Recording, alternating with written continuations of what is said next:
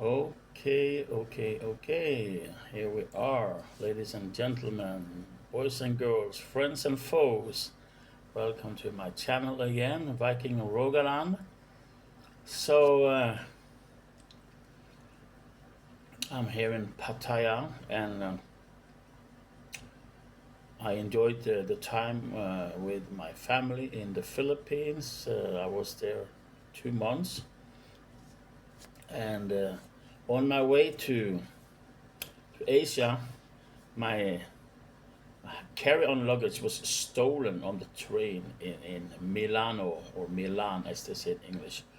I took a train from the center of Milan out to the airport, and I put my luggages in there's the designated area in the train for the luggage. So I put it there.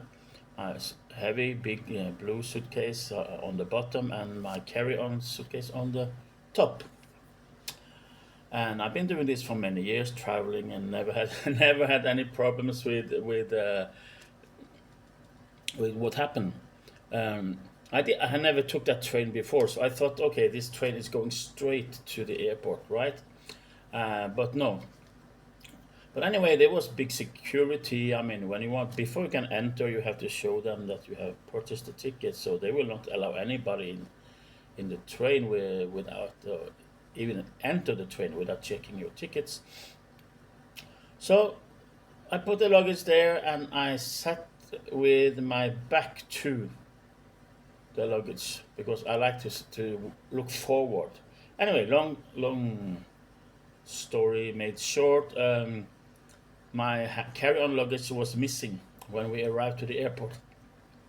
Were a couple of stops on the way, you see. So obviously somebody thought, oh, we would like to take that brown carry-on luggage because maybe there is gold and silver and diamonds in there. There was not, but very irritating is I packed, for long travel, so I packed everything meticulously. I had some medication there. I had yeah, stuff for taking care of myself in the toilet bag, and I had almost a brand new what do you call it, tablet, Samsung tablet. I bought it in November last year, and this happened in February. So anyway, there was a lot of stuff there, toilet shaving, all kind of stuff you carry there. Even the selfie stick for making videos and so many things there, and all gone. I was and especially a brand new toilet bag. So I just ordered a new one, similar one now. It arrived today. So anyway, I came to the Philippines, and so I didn't have sometimes I take medication for my blood pressure, and measuring my blood sugar and stuff, but I didn't have any of that when I came to the Philippines. So I said, okay, I'm just gonna party and enjoy my life in the Philippines. So drinking beer and rum and gin and eating rice and pizza, my own made pizza also. So I didn't really care because that's how it is when you are like in a holiday mood. So then I came over here to Pattaya like 3 weeks ago, and Frank the Tank, Francois Williams, he was here in my room waiting for me. So of course he loves to drink and party, and we enjoy. You saw maybe some of our videos. So then I have this apparat for checking the blood pressure, and so I checked it, and it was sky high, sky high. I don't even dare to say how high it was, but it was sky high. And what I didn't dare to do when Frankie was there was to check. It says my blood sugar. So here I have a kit for testing the blood sugar. You see, and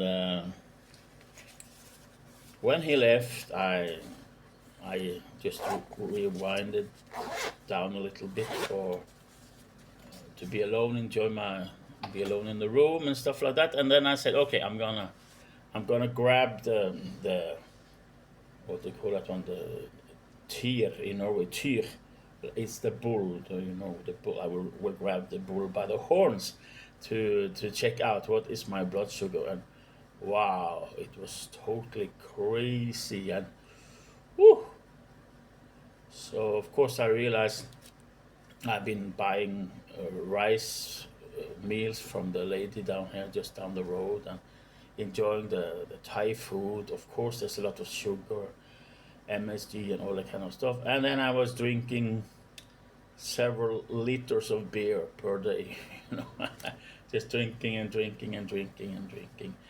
Um, and I also got some vodka or whiskey, whatever you call it. So every day I've been drinking for almost every day for 3 months almost. You see, so so I realized, okay, my blood pressure is way up through the roof, really, and then.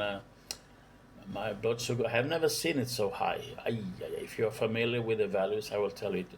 The highest it was 16.5, 16.5 mm, well, milli, yeah, the mlo. I think in America you have a different scale, but the normal fasting blood sugar should be like 5.8, 5.5, something like that, which I had. I managed to do that last autumn, and people were so surprised. But of course, I have a history of problem with diabetes. 26 years ago, I was cured. I was cured, just miraculous. I prayed to God, and before that, I had to take insulin before every meal and before go to bed. So the doctor said I have diabetes one. So thank God I have not put an insulin injection ever since, and I have been able to enjoy ice cream and potatoes and rice and so forth for so many years.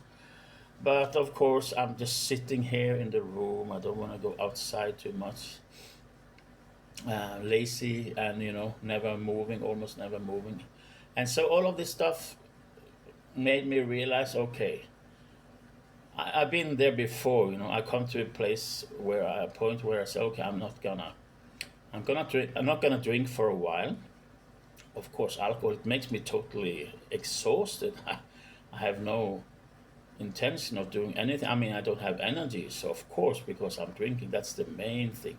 But also, when the blood sugar is so high and the blood pressure is so high, even I try to eat healthy, but so it's very rare that I eat junk food, to say it, put it like that. I eat salads, and I eat some fruits and vegetables, all kind of stuff.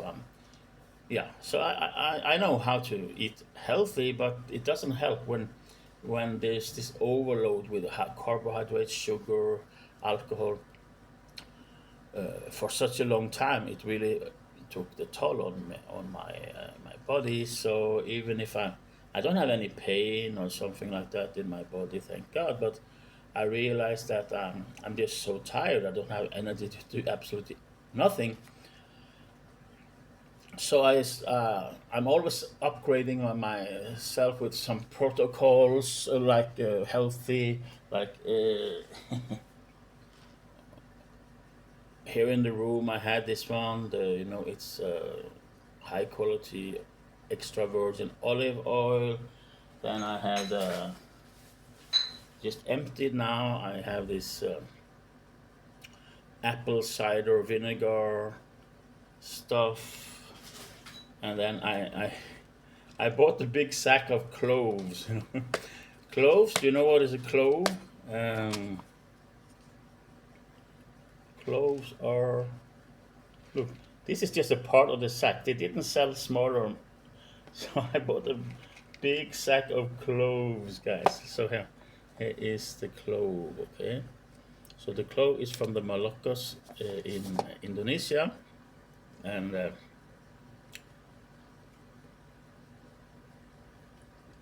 I will not continue that now. But I chew some cloves, one at a time, maybe a couple of times during the day. It's very very healthy. I'm trying to do everything right, guys. And then I'm now drinking only water or sugar free like this. Of course, they say that this is the Coke. This is Coke Zero, like they have aspartame and stuff, and it's very bad for you. But I've been drinking this stuff uh, since 1988, I think.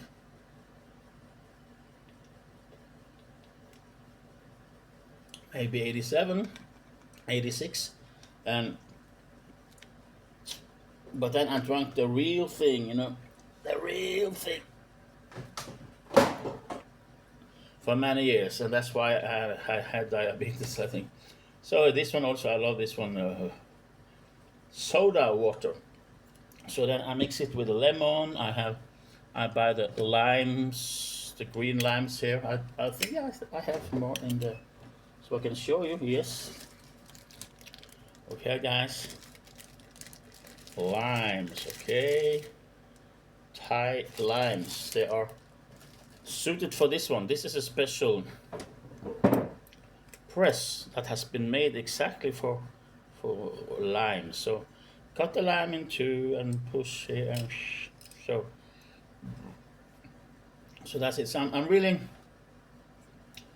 I know what to do correct, but um, the spirit is willing, but the flesh is weak, as Jesus said, and that's true. So even if you know what you should do, sometimes you don't do it.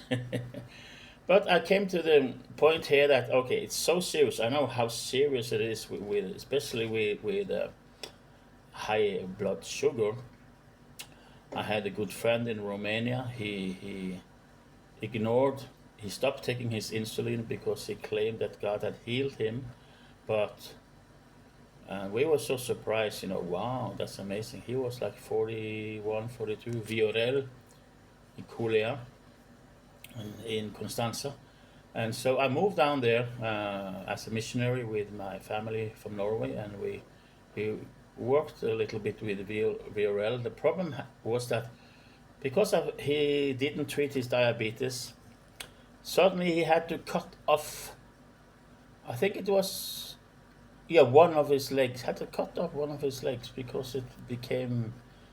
I don't know what happened, but like, that's what happened if you don't treat diabetes in a proper way. It's very serious. And then 1 year later, he died at the age of 43. He died because he didn't treat his diabetes. So I know this is terrible. And then the other one is the mother of a good friend of mine, Josef, from Constanza. His mother, she was a diabetic for many years. And when last time I saw her before she died, she had amputated both her feet and I think both her hands. I don't know. I mean, it was terrible. She was just laying there in the bed with almost like a living corpse. Oh my God, it's so serious, guys. So, and you become blind. I think she was blind also. So this is nothing to play around with. So I would say this one is my favorite drink now. So I've done this before, as you know. I know how to lose weight. I know how to stop drinking. I'm not an alcoholic. I never had the problem to stop drinking, but I drink because I enjoy it. Okay, I enjoy it. It's not because when I wake up in the morning, where is my whiskey or where's no, I've never been like that. I don't even have hangovers, but it kills my energy. So anyway, my weight now is like 107 kilos. When I came in February to the Philippines, I was 112 kilos. So I just been partying, enjoying, and all that stuff, and still I lost uh, 5, 6 kilograms just by being in this part of the world, which says a lot because in Norway in the winter time, it's dark and you never get sunlight. There's so many things that is terrible about Norway in the winter time, guys. So that's why the Norwegians love to go to Spain, to Italy, Canary Islands during the winter time, and of course Thailand, Philippines, places where the sun is shining and you can get some vitamin D directly from the sunlight. Anyway, I don't want to bore you too much, but as of now, I decided a couple of days ago I'm not gonna touch alcohol for a while. So I think it's like two days since I drank. So I've been 2 days sober, so to speak. So I know on what I'm gonna do. I'm gonna get on a what I called Atkins diet because Dr. Atkins, he's the one who inspired me about this back in 2005 or six. I read this book and everybody thought I was crazy because I refused to eat bread or fruit or anything like that. I just went into ketosis, and people said, "Oh, you're crazy." So I was invited to. That is just after my wife kicked me out. So I was alone, and then some people from the church they felt sorry for me, so they invited me for dinner. And I explained to them, okay, I can come for dinner, but I'm not eating any carbohydrates or sugars. Okay. But then she had made, she served something, I don't know, we call it carbonada in Norwegian. So it looks like a meat, like a big flat meatball, like this size, but it has a lot of starch in it. So she couldn't understand, and people thought I was crazy. But I lost 20 kilos in 2 months. 20 kilograms in 2 months. But then I couldn't lose more. Well, I went down to like 91 kilo, and how much I exercised, whatever I did, I couldn't lose more. But I was very fit. This has happened several times, back in, I think it's 3 years ago now, exactly 3 years, no, 4 years ago. I became sick. I had sepsis. I was hospitalized. So at the time when I got sick, I was about 100 kilograms. So then I lost appetite. I could hardly eat anything. I was in the hospital in Philippines for 2 weeks almost, and then they saved my life. Thank God. I was about to die. It was terrible.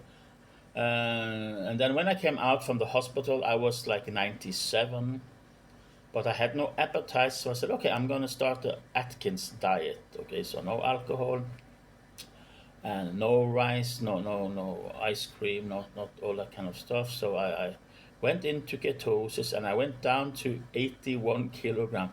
But I got afraid. Hey, this is going way too fast. It was crazy. So I was down to 81 kilo. But one of the point is I had lost a lot of muscles because of my infection and my hospitalization. So my legs are usually my calf, as they call it, quite big, thick, but they were so thin. So I could hardly walk.